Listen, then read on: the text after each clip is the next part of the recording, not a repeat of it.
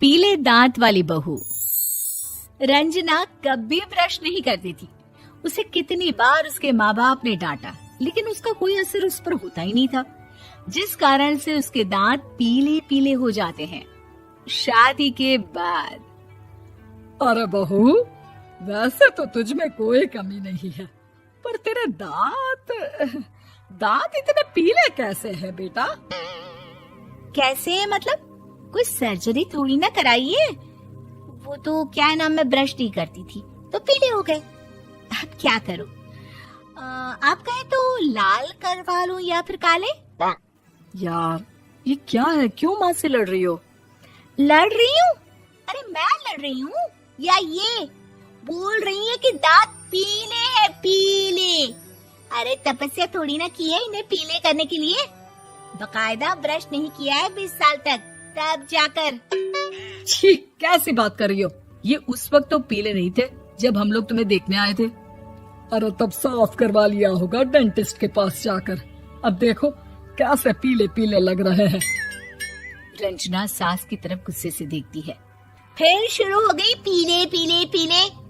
अरे पीले तो तब भी थे जब मेरे हाथ का रसगुल्ला उड़ा उड़ा कर खा रही थी और बोल रही थी, लड़की नहीं गुणों का खजाना दे रहे भाई साहब आप। खैर, अब वो लोग करते भी तो क्या करते, पीले दांत वाली बहू पल्ले पड़ी थी तो झेलना तो था ही। एक दिन कीर्तन में रंजना गाना गा रही थी।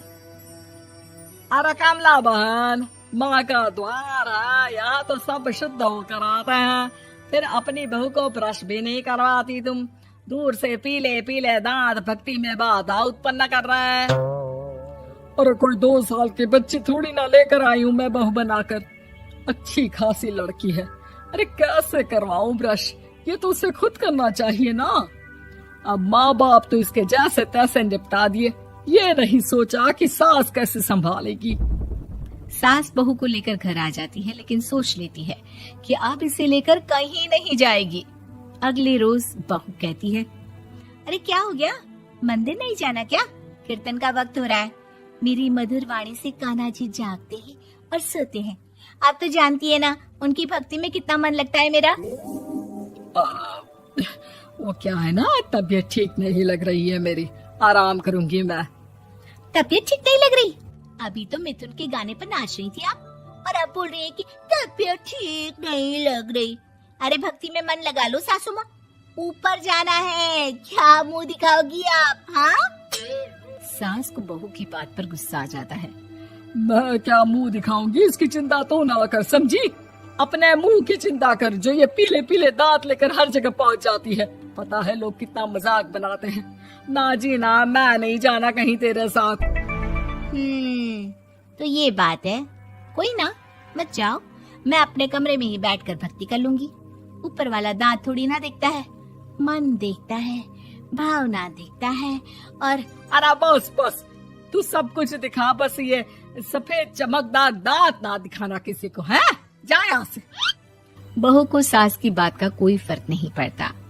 वो तो जैसी थी वैसी ही रह जाती है। सुबह नहाकर किचन में खाना बनाना, फिर खाना खाना, कीर्तन भजन करना और सो जाना। एक दिन, माँ जी मैं सहेली के घर जा रही हूँ, शाम को लेट आऊंगी। हाँ हाँ तो जाना, मैंने कौन सा तेरी आरती करनी है घर पर बैठकर। रंजना सहेली के घर जाती है, जहाँ वो पार्टी में जाने की तैयारी कर रही होती है। अरे शिखा, कहाँ जाने की तैयारी कर रही है? मैं गलत वक्त पर आ गई क्या? अरे नहीं यार, उल्टा सही वक्त पर आ गया। मैंने ये साड़ी और ज्वेलरी निकाली है यार, शाम को इनके ऑफिस की एक पार्टी में जाना है। बताना कैसा लग रहा है ये सब? नहीं यार, इस ड्रेस के साथ तो वो वाली ज्वेलरी अच्छी लगेगी। हाँ हाँ सही बोल रही है, मैंने ध्यान ही नहीं दिया। वैसे तो हमेशा से मस्त फैशन सेंस रखती है। तो बड़ा जाती होगी ना पति के साथ पार्टी में। रंजना कुछ नहीं बोलती, बस सोचती है कि यार काश ये बात सही हो जाती। पर मैं क्यों नहीं जाती पार्टी में? क्या इन लोगों की कोई पार्टी होती नहीं होगी? रंजना घर आती है और रात में पति से सवाल करती है, एक बात बताइए, आप मुझे किसी पार्टी में क्यों नहीं ले जाते? क्या आपके यहाँ ऑफिस में पार्टी नहीं होती? पति बेचारा क्या कहता कि दांत पीले हैं तुम्हारे इसलिए। अरे कोई पार्टी होती नहीं हम लोगों के ऑफिस में, तो कहाँ से लेकर जाऊं?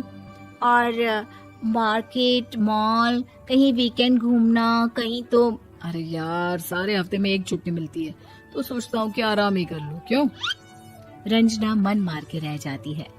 पहले कभी सास के साथ मंदिर जाया करती थी, लेकिन वो भी सास ने ले जाना बंद कर दिया। घर बैठी बैठी रंजना बोर हो जाती है। तभी उसे आइडिया आता है और वो मायके जाने का सोचती है। सासू माँ, 2 दिनों के लिए मम्मी के घर जा रही हूँ। अच्छा अच्छा ठीक है, आराम से जा।